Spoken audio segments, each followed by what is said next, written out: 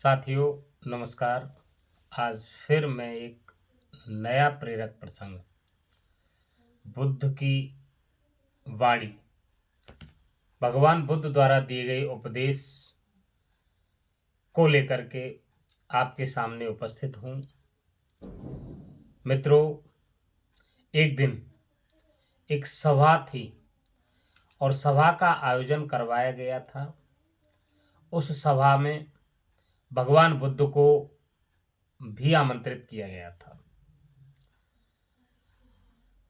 जिन लोगों ने सभा का आयोजन किया गया था वो बुद्ध के विरोधी थे।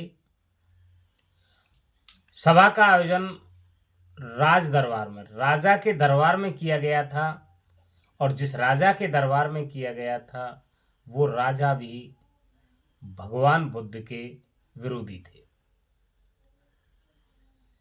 सभा में जाने के लिए आमंत्रण निमंत्रण तो आ गया। भगवान बुद्ध की करुणा को देखते हुए वह स्वयं उस सभा में जाने से अपने आप को नहीं रोक पाए। कई शिष्य थे उनके, उन शिष्यों ने भी, भगवान गौतम बुद्ध के कई शिष्यों ने भी उनको मना किया कि भगवान आप उस सभा में ना जाएं, वहाँ हमारे विरोधियों की संख्या बहुत अधिक होगी, इसलिए आप ना जाएं। लेकिन फिर भी भगवान बुद्ध सभा में जाने से अपने आप को नहीं रोक पाए। जैसे ही सभा में पहुंचे तो सभा में उनके चाहने वाले लोगों की संख्या बहुत कम थी और विरोधियों की संख्या बहुत ज्यादा थी। राजा द्वारा सभा को प्रारंभ करने की अनुमति दी गई। जैसे ही सभा प्रारंभ हुई तो भगवान बुद्ध से अलग अलग प्रकार के एक से एक कठिन प्रश्न पूछे गए। उन प्रश्नों का उत्तर भगवान गौतम बुद्ध बड़ी आसानी से बिना अपने आप को विचलित किए हुए देते गए। जब सभी प्रश्नों के उत्तर भगवान गौतम बुद्ध देते गए तो विरोधियों को किसी बात पर विरोध करने के लिए कोई बिंदु नहीं मिला, तो वो भी झुंझला गए और इस बात को लेकर के चिंतित हुए कि अब भगवान बुद्ध का हम अनादर कैसे करें, हम उनके मान सम्मान को ठेस कैसे पहुंचाएं, हम उनको नीचा कैसे दिखाएं। इस बात को लेकर के वो बड़े चिंतित हुए। हुआ ये कि अकस्मात जैसे ही सभा चल रही थी तो उस सभा में अचानक से एक महिला आई और उस महिला ने जैसे ही अपनी बात रखी और कहा कि आपको मेरी बिल्कुल फिक्र नहीं है, आपको मेरी बिल्कुल फिक्र नहीं है, आपने मुझे गर्भवती बना करके छोड़ दिया है, मेरे कोख में पल रहे बच्चे का भी आपको कुछ ध्यान नहीं है कि उसका कैसे लालन पालन कर रहा है।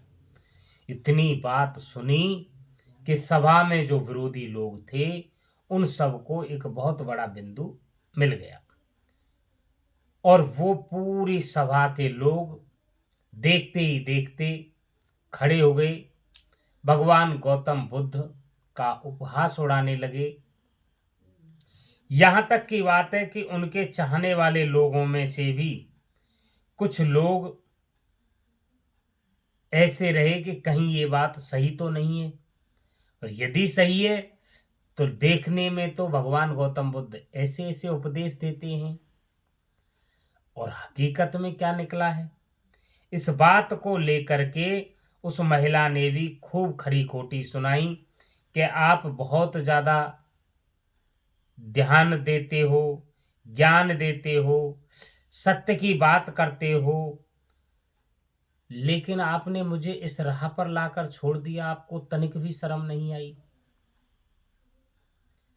जिस व्यक्ति ने सभा का आयोजन करवाया उसने भी भगवान बुद्ध को खरी खोटी खूब सुनाई, राजा ने भी भगवान बुद्ध को खूब खरी खोटी सुनाई, लेकिन भगवान बुद्ध तनिक भी विचलित नहीं हुए।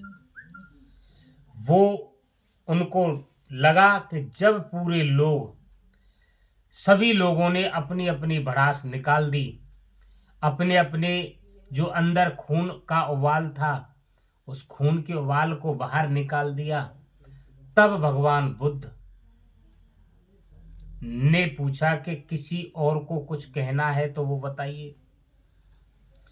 राजा ने कहा कि हमें तो कुछ नहीं कहना, लेकिन क्या आप अपनी इस बिंदु को लेकर के अपनी कोई सफाई देना चाहेंगे?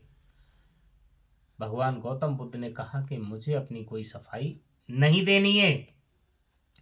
और सूत्र भी यही कहता है मित्रों, जीवन का जो ये सूत्र है वो भी यही बात कहता है।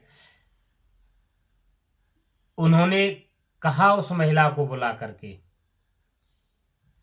कि बेटी, पुत्री, तुम इधर आओ।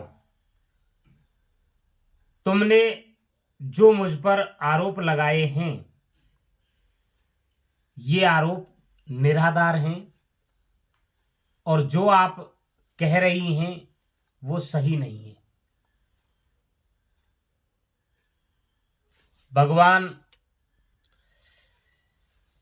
भगवान बुद्ध ने कहा कि बेटी, जो तुम कह रही हो क्या वो सही कह रही हो ये तो मुझे नहीं पता, लेकिन इस बात को लेकर के ब्रह्मांड में केवल दो ही लोग जानते हैं। या तो तुम स्वयं को पता है कि ये जो कोख में बच्चा पल रहा है वो मेरा है, या वो परमपिता परमात्मा जानता है किस हकीकत क्या है।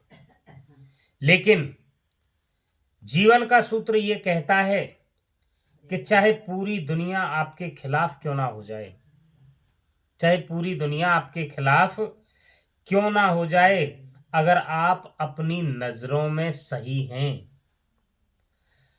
अगर आप अपने आप को जानते हैं, पहचानते हैं और आप सत्य के साथ खड़े हैं, तो कोई भी व्यक्ति आपका कुछ भी नहीं बिगाड़ सकता।